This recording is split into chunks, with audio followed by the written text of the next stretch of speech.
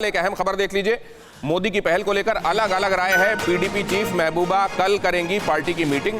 जम्मू कश्मीर कांग्रेस ने पहल का स्वागत किया है। गुलाम अहमद पीर ने मीटिंग के पहल की सराहना की है। और अब क्या इस मामले में वहां से जो आवाजें थीं उनमें कुछ अलग अलग सुर दिखाई देंगे? वो एक सुर में केंद्र के सुर के साथ सुर मिलाते नजर आएंगे, या जो तब अलगाव था चीजों को लेकर, जो डिफरेंस ऑफ ओपिनियन था, वो आज भी नजर आएगा? वो किसी भी लेवल पर बात करें, किन भी लोगों को बुलाएं, we appreciate this way of dealing by the central government. और फौरन सिवाज साहब के पास मैं जाऊंगा, खासतौर से वहां सिक्योरिटी कंसर्न्स, सेफ्टी कंसर्न्स और भी ज्यादा हो गए होंगे। लेकिन पहले मैं अशोक सज्जनहार साहब आपके पास ये समझने के लिए आ रहा हूं कि डेमोक्रेसी को और मजबूत करने की दिशा में ये जो कदम बढ़ रहे हैं, ये तो तय है कि जो बैठक है वो डेमोक्रेटिक सेटअप को और मजबूती देने की दिशा में कदम होगा, वो जो भी हो। क्या स्टेप बाय स्टेप हम वो कर रहे हैं जो हमको करना चाहिए, जो हमसे अपेक्षित है? आपको लगता है कहीं हमको किसी संदर्भ में और बेहतर करना या बहुत कॉशियस रहने की आवश्यकता है? नहीं, कॉशियस तो देखिए दिनेश, बिल्कुल रहने की आवश्यकता है, क्योंकि अभी फरवरी में हमने देखा है सीज फायर हुई है पाकिस्तान के साथ, परंतु वो फिर भी कुछ कर बैठे। कहाँ कर बैठे, तो इसका तो आप बिल्कुल पूरी तरीके से आप वो नहीं हो सकते, आश्वस्त नहीं हो सकते। तो बिल्कुल हमको पूरा ध्यान रखना पड़ेगा, पूरा सचेत रहना पड़ेगा। देखिए, पाकिस्तान ने बहुत प्रयास किया है 2019 के बाद। आपको मालूम है जो कैसे वो वहां पर यूएन ह्यूमन राइट्स काउंसिल में गए, यूएन जनरल असेंबली में इमरान खान ने कैसे 15 मिनट की जगह 50 मिनट तक वो बोलते रहे। दुनिया में किसी ने साथ नहीं दिया। चीन ने भी ये करने का प्रयास किया, यूएन सिक्योरिटी काउंसिल में रेज करने का, परंतु भारत का जो स्टैंड है, भारत की जो पोजीशन है, भारत की जो प्रोफाइल है और रुतबा है, उससे कोई भी देश उनके साथ नहीं आया है। अब पिछले 2 साल में हमने देखा है, 2 साल से कुछ कम हुए हैं, वहां पर काफी हद तक शांति बहाल होने लगी है, काफी हद तक वहां पर डेवलपमेंट होने लगी है, विकास होने लगा है, प्रगति होने लगी है। और इसको प्रोसेस को आगे ले जाने के लिए मुझे आपका ये कमेंट बड़ा अच्छा लगा।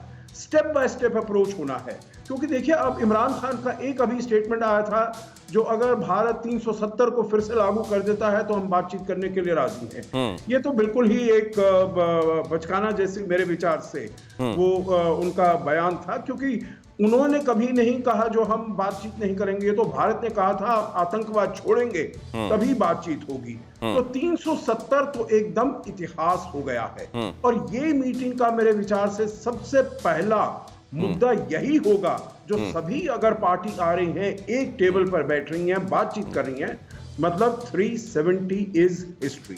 370 के बाद में अब इसके बाद में बात बिल्कुल नहीं होगी। तो ये मेरे विचार से एक बहुत अच्छा फॉरवर्ड मूवमेंट। आपकी बात पर यहाँ कोई टिप्पणी करना चाह रहे हैं अशोक सज्जनहार साहब? ललित अंबारदार कुछ कहना चाह रहे हैं फौरन ही। ललित अंबारदार। मैं जनरल साहब से बिल्कुल सहमत हूं जो वो कह रहे हैं, लेकिन एक ऑब्जर्वेशन करना चाहता हूं। हम लोगों ने जो पाकिस्तान, क्योंकि देखिए कश्मीर का तो ये तो मानना पड़ेगा ना, कश्मीर जहाद है जो पैन इस्लामिज्म इंस्पायर्ड है, पाकिस्तान से चलता है, जबकि पूरी मदद पूरे इस्लामिक वर्ल्ड से इसको मिलती रही है। देखिए, पाकिस्तान के साथ जो हमने सीज फायर किया फरवरी के अंदर, आप लोग शायद फॉलो करते हैं, मुझे बड़ी आदत है, मैं दुनिया भर की डेवलपमेंट कोशिश करता हूं टच रहने की। आप पीओके से जो खबरें अभी आ रही हैं, वहां पे पाकिस्तान की फौजें जो अपनी मोबिलाइजेशन हो रही है, वहां के गांव के अंदर, शहरी इलाकों में अंदर मोबिलाइजेशन हो रही है, हिंदुस्तान के खिलाफ हो रही है वहां पे। उसको मैं समझता हूं कि पाकिस्तान के ऊपर विश्वास मत कीजिए कि आपने उनके साथ पता नहीं किस मजबूरी में आपने उनके साथ वो एग्रीमेंट कर लिया, लेकिन पाकिस्तान आपके साथ नहीं है, क्योंकि वहां पे वो लोग तैयारी करें, उनके लिए एक स्ट्रेटेजिक लल है। जनरल स्वाद ये समझ पाएंगे, एक स्ट्रेटेजिक लल जो अपनी एडवांटेज के लिए उसको यूज करे। दूसरी बात, गिलगित बल्तिस्तान में इलेक्शन होने वाला है। ललित अंबारदार साहब, मुझको नहीं लगता कि चीन और पाकिस्तान के कहे हुए पे हिंदुस्तान एज इट इज एतबार करके चलता है, वो वेरीफाई करता है तब। लेकिन आपकी ये बात मैं सिवाज साहब से पूछता हूं। अगर आप आज्ञा दें तो मैं सिवाज साहब के पास होकर आपके पास आता हूं, क्योंकि अभी आपने एक डिप्लोमेटिक ओपिनियन सुना था अशोक सज्जनहार साहब का। सिवाज साहब इसमें कमेंट करेंगे क्या? क्विकली ललित अंबारदार, बात पूरी कीजिए जल्दी से। मैं कोई शक नहीं आता हूं। आज जो अंदर भी इशू है, कश्मीर जहाद है। क्या केंद्र सरकार ने ये औपचारिक तौर पे मान लिया कि कश्मीर जहाद खत्म हो गया? नहीं खत्म होगा। कश्मीर जहां मिलिट्री प्रॉब्लम है उसको मिलिटरीली तय करना पड़ेगा। जहां तक कश्मीर के अंदर ये एक ओपिनियन है। ललित अंबारदार प्लीज यहां रुकिए, मुझको जाने दीजिए सिवाच साहब के पास, और इस चर्चा में पहले दौर में आखिर में आ रहा हूं, लेकिन सबसे इंपॉर्टेंट ओपिनियन लेने आ रहा हूं आपके पास सिवाच साहब। ये समझने के लिए आ रहा हूं कि इस समय आप जानते हैं कश्मीर को लेकर सेंसिटिविटीज भी समझते हैं। ये कदम जब हिंदुस्तान उठा रहा है, बाकी सब जगहों को चाक चौबंद करके चल रहा होगा, आपका अंदाजा? बिल्कुल, देखो दिनेश, किसी चीज को आपने अश्योर्ड करना है और कोई गारंटी नहीं लेनी है।